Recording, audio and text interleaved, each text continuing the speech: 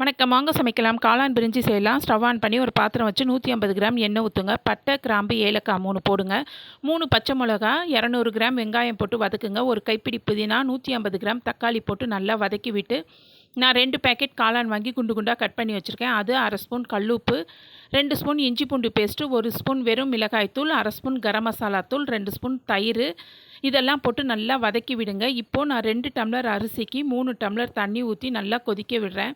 இது கொதிக்கிற வேலைக்கு நான் பாஸ்மதி ரைஸை 1/2 மணி நேரத்துக்கு முன்னாடியே ஊற வச்சுருந்தேன். அதை நல்லா கழுவிட்டு இதில் போட்டு திரும்ப கிளறி விட்டு மூடி போட்டு 1/4 மணி நேரம் வைப்போம். 1/4 மணி நேரம் கழித்து திறந்து பார்த்தா நல்லா வெந்திருக்கும். மேலே கொஞ்சம் புதினா தூவிட்டு 1 ஸ்பூன் நெய் ஊற்றிட்டு ஒரு லெமன் புழிஞ்சு கொட்டையெல்லாம் எடுத்துட்டு ஜூஸ் மட்டும் புழிஞ்சு விட்டு நல்லா மூடி போட்டு மேலே தண்ணி ஊற்றி டம்மில் வச்சுருங்க. ஒரு 15 நிமிஷம் கழித்து திறந்து பார்த்தீங்கன்னா நல்லா உதிரான காளான் பிரியாணி ரெடிங்க. சூப்பரான காளான் பிரியாணி இன்றைக்கி செஞ்சாச்சு. நீங்களும் செஞ்சு பாருங்கள்.